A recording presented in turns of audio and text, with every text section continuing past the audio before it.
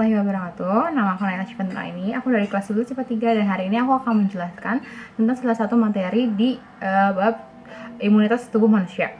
Aku akan menjelaskan salah satu penyakit dari imunitas tubuh kita atau yang bisa disebut dengan penyakit autoimun.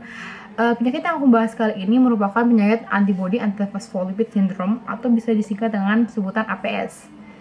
APS ini merupakan penyakit yang menyerang sistem autoimun tubuh kita, terutama fosfolipid, yang membuatnya resisten terhadap sel membran.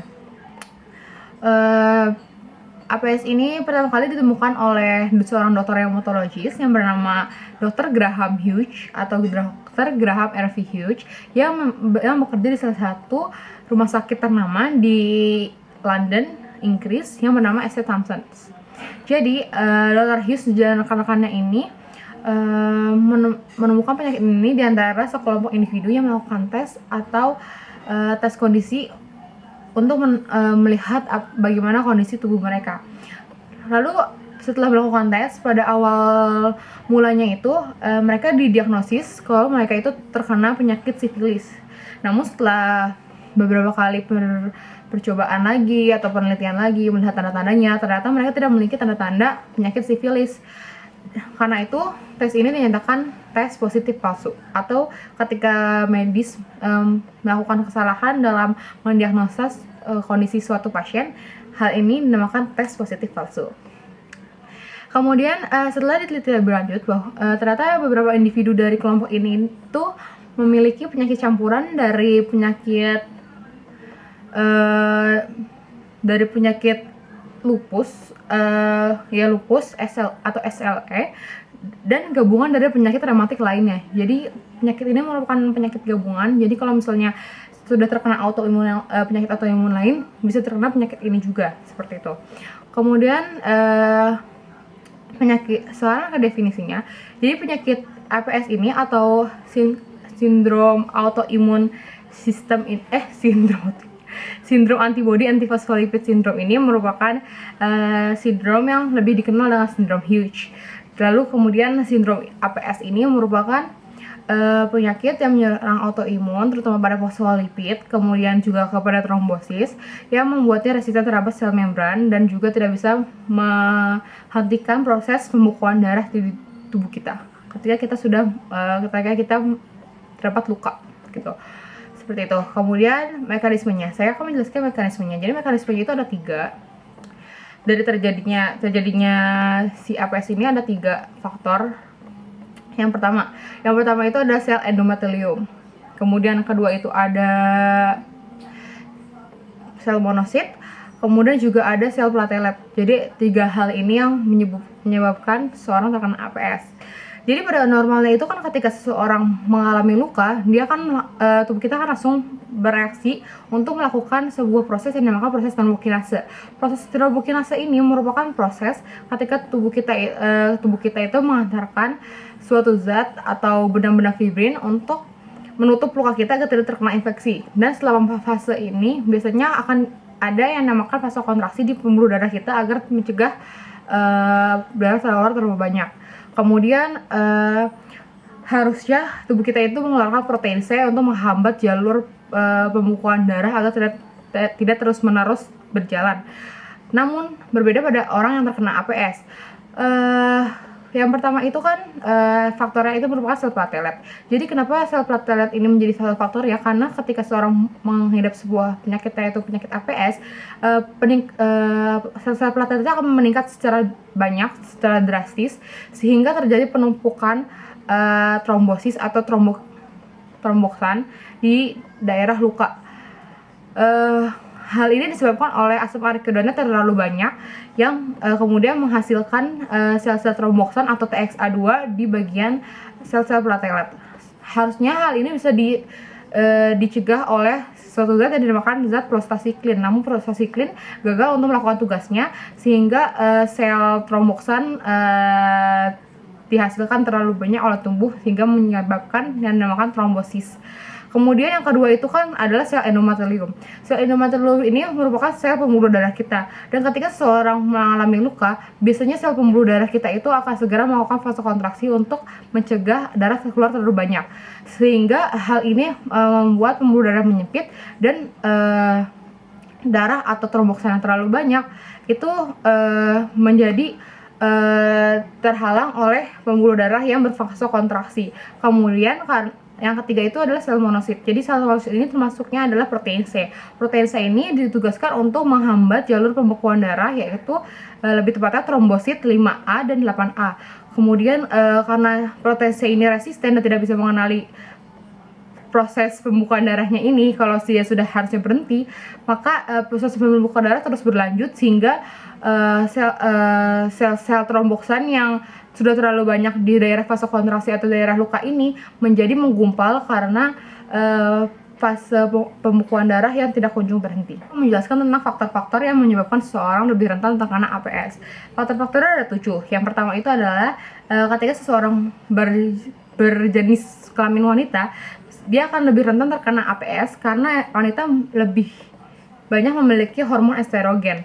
Kemudian wanita juga di data 3-5 kali lipat lebih rentan terkena APS karena wanita dapat mengandung dan hamil, karena orang yang hamil itu lebih rentan terkena APS.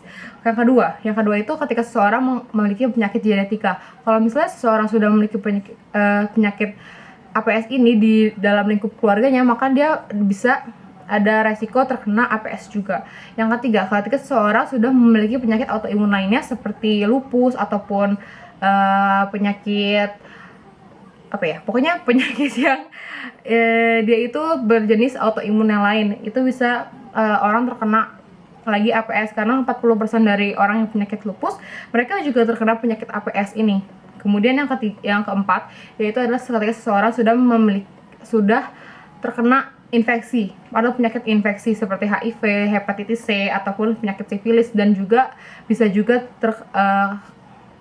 penyakit lichen yang antara kuku manusia itu berinfeksi. Terus yang kelima itu adalah ketika seseorang mengonsumsi beberapa obat-obatan seperti obat-obatan anti hipertensi, kemudian anti kejang, seperti itu bisa membuat orang lebih rentan terkena APS. Kemudian orang juga yang merokok juga lebih rentan terkena APS. Kemudian yang keenam itu ada ketika seorang jarang bergerak. Orang yang jarang bergerak lebih rentan terkena APS karena pembuluh darah mereka itu tidak memiliki tekanan untuk memompa darah lebih cepat. Jadi dia lebih effortless dalam memompa darah, sehingga jantungnya itu nggak capek gitu loh. Jadi kayak nggak ada tekanan gitu loh buat memompa darah, sehingga kayak dia lebih santai, dan itu bisa memicu orang terkena APS.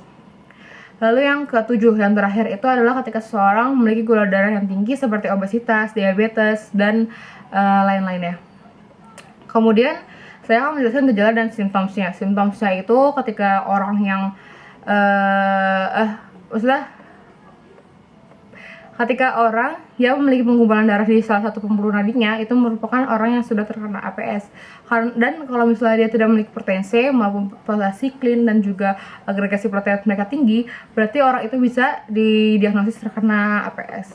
Kemudian saya akan menjelaskan apa yang disebabkan oleh APS. Jadi kalau misalnya orang yang misalnya ini termasuk ciri-ciri dan tanda ya. Jadi kalau misalnya orang yang kena APS itu katanya pembekuan darahnya itu jadi melambat karena pembekuan darahnya udah terlalu sering bekerja. Jadi dia semakin lama semakin tidak bekerja, dan biasanya orang yang terkena APS itu lebih rentan terkena luka. Jadi dia lebih kayak gampang terluka gitu. Terus habis itu orang yang memiliki penyakit APS itu biasanya kalau wanita dan dia sedang hamil, dia akan keguguran berkali-kali. Jadi kayak fetusnya sudah tidak kuat untuk menahan si APS ini, penyakit ibunya atau penyakit yang diderita oleh indungnya, seperti itu.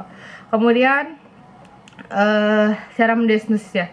Jadi cara mendiagnosis si penyakit APS itu ada dua sebenarnya, yaitu sesuai dengan clinical criteria dan ada juga laboratory criteria. Jadi kalau misalnya yang clinical criteria itu ada dua, yaitu dilihat dari riwayat penyakit itu dia kayak gimana, dan sedangkan kalau yang kedua itu dilihat dia itu ada komplikasi kehamilan atau enggak gitu. Kalau yang laboratorium kriteria itu dilihatnya itu ada 3, yaitu dilihat dari maaf, dilihat dari anti beta 2 glikoprotein antibody itu, terus abis itu dilihat juga dari lupus antikoagulannya, kemudian yang ketiga itu dari antikardiolipinnya. Jadi 3 ini yang merupakan faktor yang ketika seseorang akan didiagnosis terkena APS atau enggak. Jadi sekarang aku akan menjelaskan tentang cara mendiagnosanya menggunakan lupus antikoagulan assay. Jadi caranya itu adalah diambil antikoagulannya seseorang. Pertama dari si lupus antikoagulan ini, lupus, kenapa sih namanya lupus gitu kan? Karena emang diambil dari penyakit yang dinamakan SLE, penyakit lupus. Kemudian yang kalau antikoagulan itu karena emang yang diambil itu adalah antikoagulan. Jadi kalau misalnya kenapa digunakan antikoagulan? Karena antikoagulan itu yang memiliki fosfolipid yang banyak. Ya, dia kaya akan fosfolipid, makanya dipakainya si antikoagulan. Sedangkan dan antikoagulan itu berada di in vivo. Sedangkan kalau misalnya dia prokoagulan, maka dia akan ada di in vitro. Dan kalau misalnya dia memang terkena APS, biasanya akan menggumpal si antikoagulannya. Jadi kalau in vitro, kalau misalnya dia dites, pasti kan dia dimasukin nih, diambil sampelnya, kemudian dicampur sama plasma darah yang orang biasa. Pas dicek, pasti dia bakalan normal atau misalnya kayak cair gitu loh pas dicek. Beda kan nggak menggumpal gitu loh. Jadi dan dia tuh semakin lama proses penggumpalannya, kemudian kalau misalnya in vivo atau yang si antikoagulan, dia pasti bakalan kayak berhasil pembukaan darahnya gitu. Jadi itu cara mendiagnosisnya. Terus penggunaan si lupus antikoagulan assay. Kemudian treatment atau pengobatannya itu dengan cara kalau misalnya itu dilihat lagi ya, dia kalau misalnya dia hamil atau enggak, atau dia wanita atau bukan. Jadi kalau misalnya dari awal ya jangan, kita harus menghindari segala resiko yang bisa membuat kita terkena APS, seperti kayak tadi merokok atau ya penyakit-penyakit infeksi lainnya yang bisa dicegah. Kemudian kalau misalnya itu biasanya dikasih heparin, atau kalau misalnya orang yang wanita itu biasanya dikasih heparin. Terus kalau misalnya dia pregnancy, biasanya kalau misalnya pregnancy itu kalau heparin itu bisa menjadi toksik bagi si bayinya itu atau fetusnya. Kemudian dokter akan lebih akan menyarankan menggunakan yang low molecular heparinnya gitu, seperti itu. Kalau misalnya terus udah ya. Terus habis itu aku akan ngejelasin tentang aku akan menjawab pertanyaan dari Pak Malik. Kenapa pil KB dan injeksi hormon itu lebih membuat kita rentan terkena APS? Itu karena kalau injeksi hormon dan pil KB itu kan meningkatkan hormon estrogen ya pada wanita. Nah, ini dia yang menyebabkan seseorang lebih rentan terkena APS ketika dia itu melakukan injeksi hormon dan juga meminum pil KB. Karena pil KB sama injeksi hormon itu kan tadi kan yang mereka estrogen. Sedangkan ternyata dilihat pas aku cari itu ternyata estrogen itu merupakan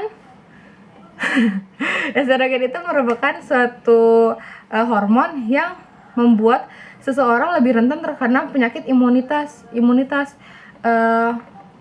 Lebih lanjutnya nggak tahu kenapa, tapi cuma emang katanya makanya wanita itu katanya kan lebih rentan terkena penyakit imun atau si APS ini, karena emang wanita lebih banyak memiliki hormon estrogen, dan emang estrogen ini memang pemicu dari penyakit imunitas lain. Jadi bukan cuma APS doang, tapi yang imunitas lain juga seperti itu. Terus habis itu, dan si pil KB dan injeksi hormon itu kan menaikkan estrogen, jadi dia akan memperparah atau menambah resiko untuk seseorang terkena APS, seperti itu.